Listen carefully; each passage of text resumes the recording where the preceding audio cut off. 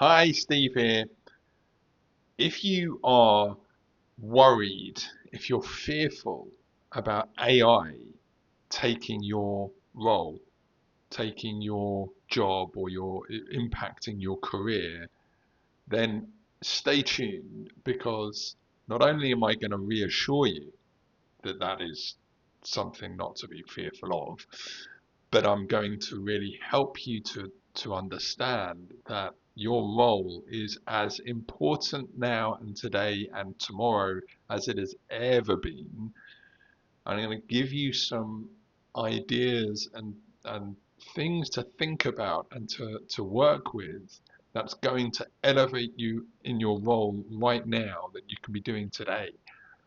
Because AI is not going away. It is the biggest disruptor of industry in 30 years, plain and simple. There is no getting around that. It's not going anywhere. In fact, it's only going to get bigger and more uh, prevalent in everything that we do. AI is here to stay, plain and simple. The role of Scrum Master, um, in terms of being able to be effective. Um, Absolutely, people are looking around and going, do I still need a Scrum Master when uh, actually can we replace the role of Scrum Master with AI? No, but people will be asking that question, and the reason for that question, the reason that question comes up and is starting to manifest quite a lot, is that the effectiveness and importance of the role is not as clear as it perhaps once was. And so people are looking around and thinking, do we need it? Can we cut costs? Right? If you're a senior leader in industry, you're always looking at ways in which you can cut costs. It's basic economics. Now, or business economics.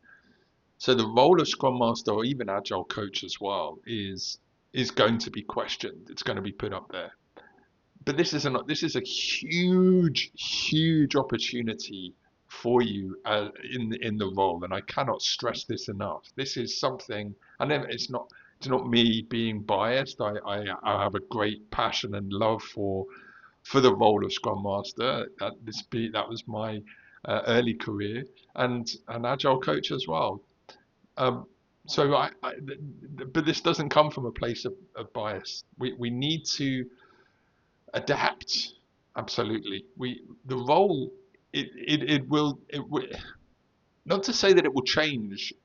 It probably just needs to be uncovered better. It needs better PR. It needs better uh, understanding of the importance and the value. And that comes from all layers and all angles, and we have a job to do, all of us, to be able to prove just how important and effective the role is. And if you are working with multiple teams and you're spread really thin because of maybe a cost element, maybe a misunderstanding of the role, if you're not able to go deep dive into the role of Scrum Master and Agile Coach, then it's going to be very difficult for you to be able to prove your worth, prove your value. But if the role, in terms of um, mediocrity, let's focus on mediocrity a minute, because there are an awful lot of mediocre agile professionals out there.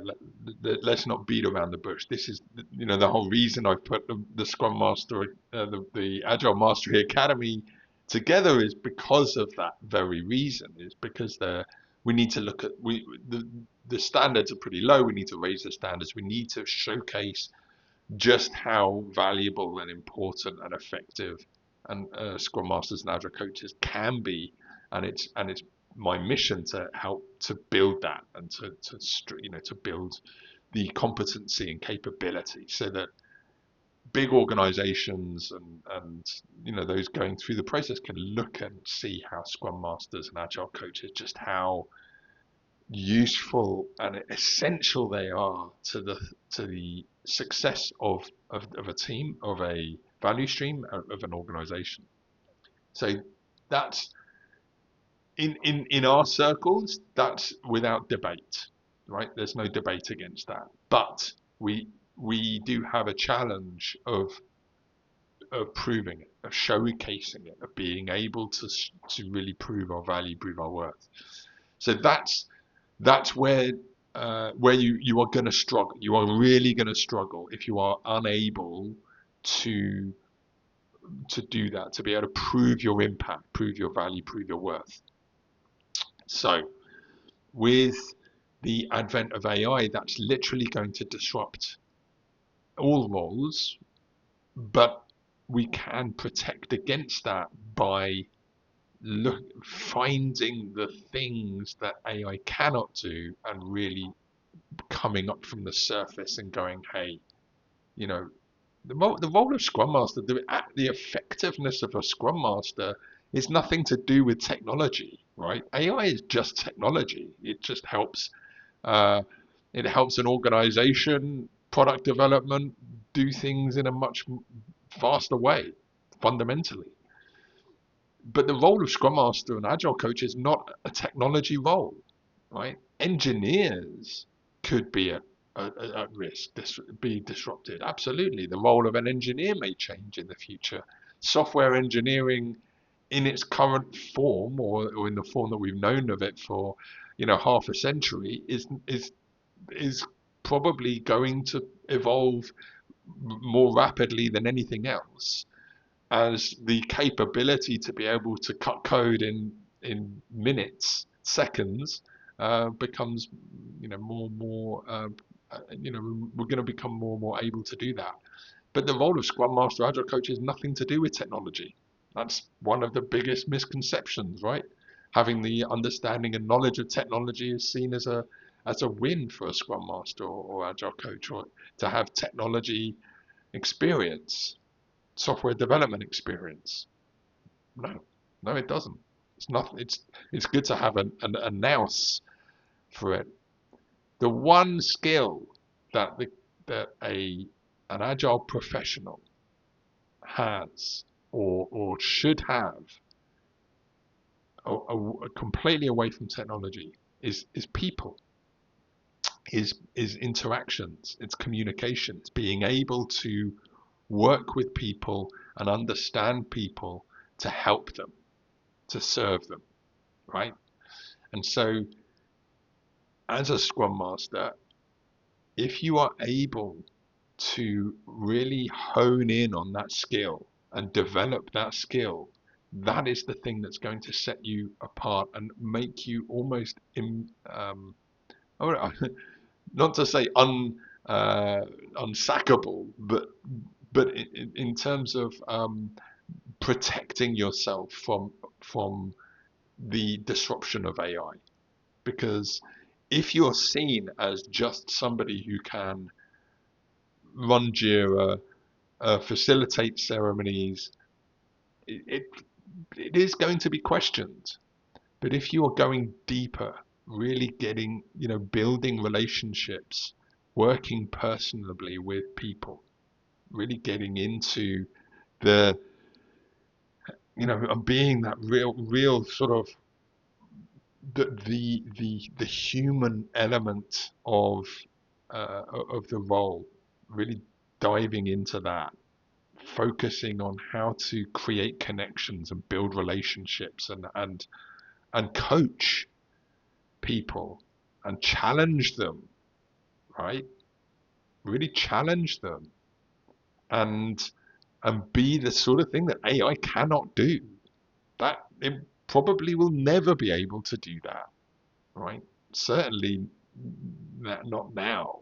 So as a Scrum Master, as an Agile Coach, elevating your skills in that area is going to set you apart beyond anything that AI is going to disrupt. And so that means that you'll be able to protect yourself and protect your the capability, protect your career, and really help yourself to really thrive in that. Um, but but it's not enough to just be able to build relationships. You have to be able to prove your impact, prove your value. And so focusing on things like how you're able to influence others, change mindsets, get some small wins and celebrate those and really showcase those. Work with leaders, help solve their problems for them, things that have been really troubling them, that you can actually step in and work with them and build that relationship to work with them and help enhance their capability and enhance their career, so that they're looking at you and thinking, that's a person I like to work with because they help me. And you're helping a leader to advance, but you're also solving the problems for them that make them look better. Means that your influence and your presence is enhanced. Also, that's just the way of the world. You have to be doing those kind of things. If you're literally just focusing in on the team and facilitating ceremonies and whatever, that there is no that you're just not getting seen. You won't be. You won't be seen as a person of influence, of a person who can actually really help and serve at a deeper level, at a more advanced level. So there'll be a ceiling for you, right? That will never break down. I really,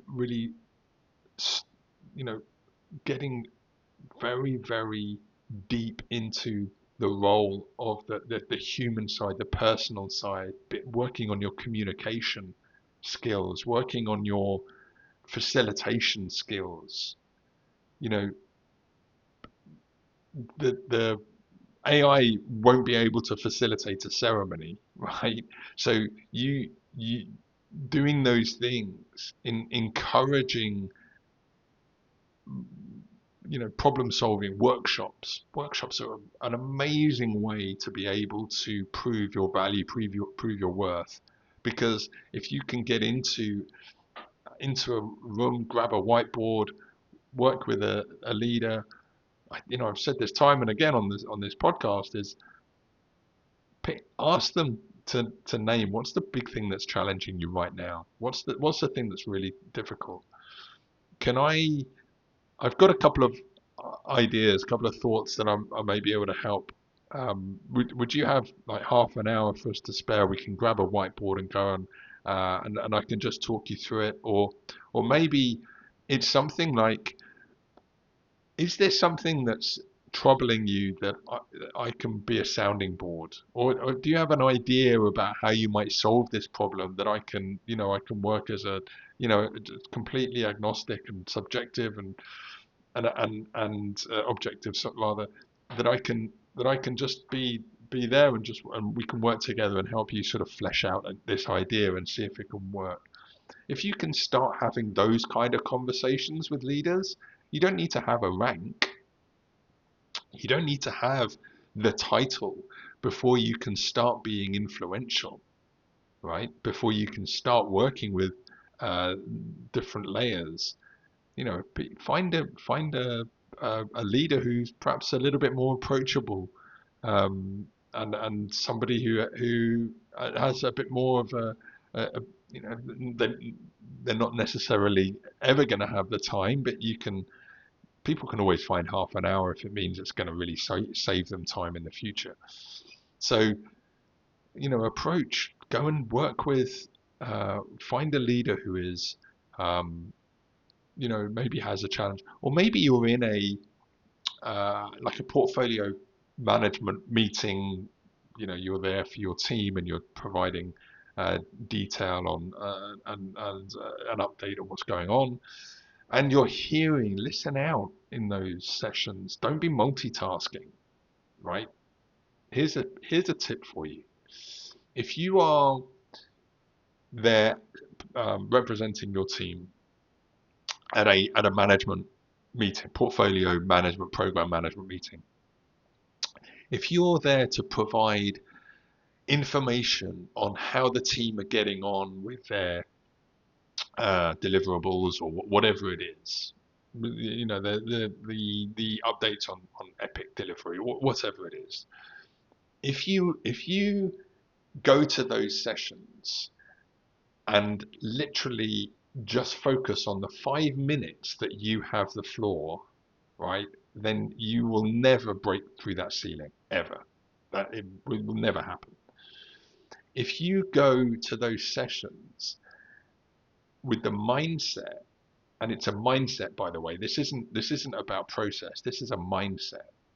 If you go to these sessions and spend the entire session listening, don't do anything else, take notes, but start to use your spidey senses just as you would do in your stand-ups, just to hear about the things that are being said and also the things that aren't being said. It's difficult when it's on camera, when you're on working remotely. But if you can spend that session, and this is a task for you for next week, the next time you have your portfolio meeting, I want you to shut down all other distractions,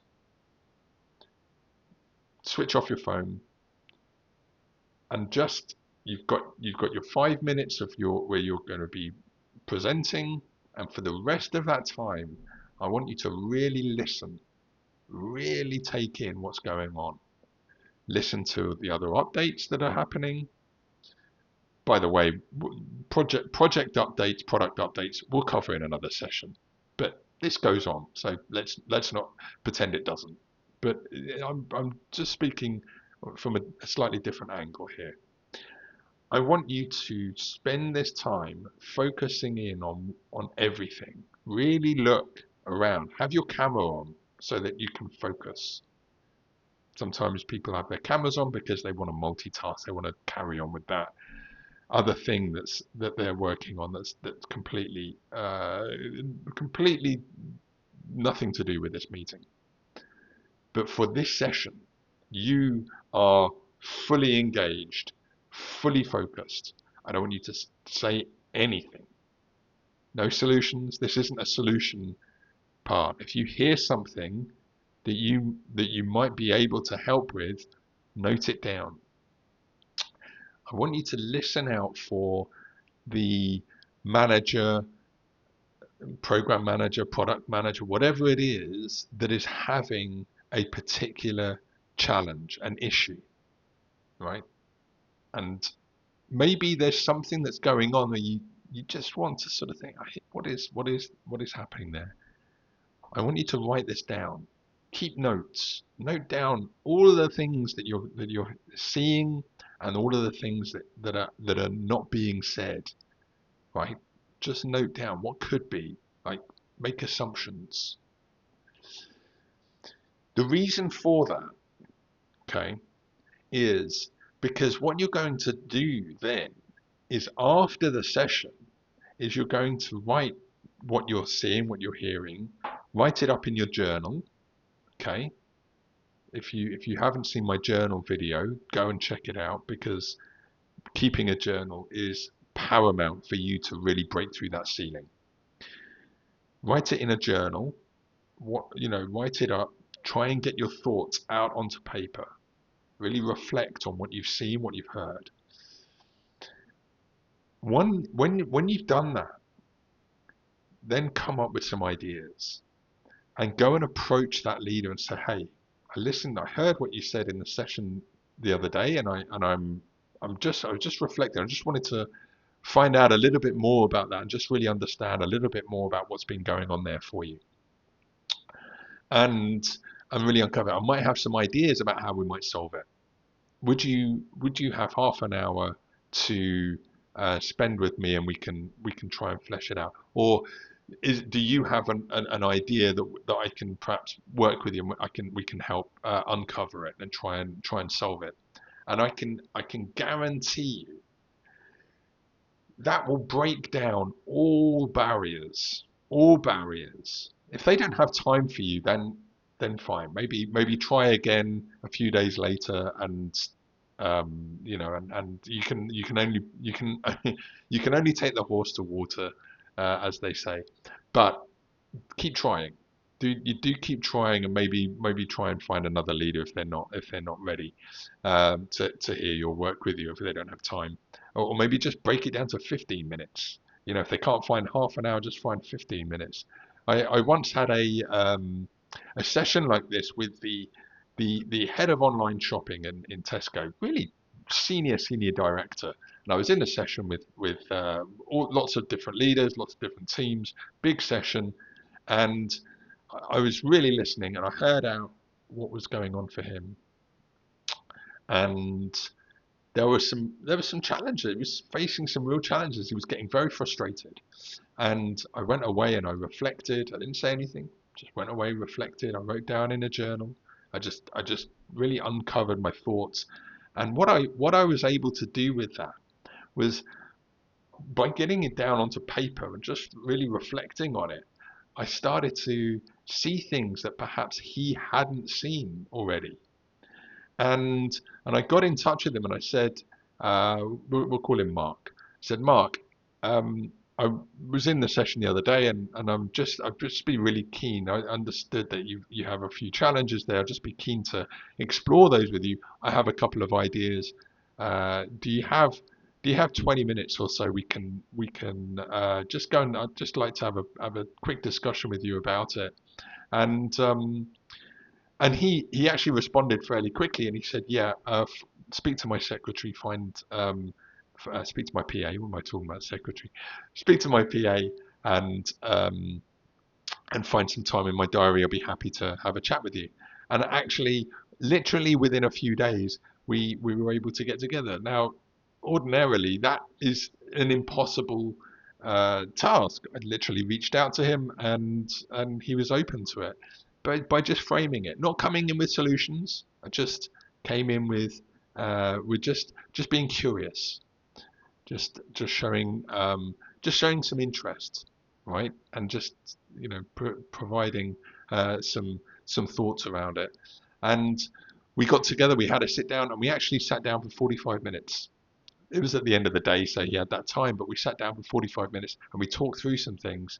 And at the end of that 45 minutes, we booked in a deeper dive workshop to really flesh it out. And we got the one of the senior architects, and we got another director in into the room to have this workshop, and we actually really solved that problem.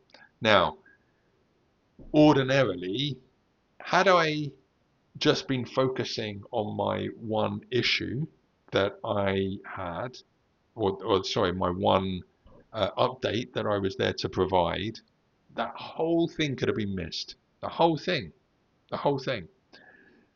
But what I did there was I spent the time really listening and also reflecting, writing down in the journal, and actually reaching out and taking the time to work with somebody who I'd never had any time one-to-one with before. So it's our first time of sitting down, and by doing that, it it means that you're building connections beyond the team.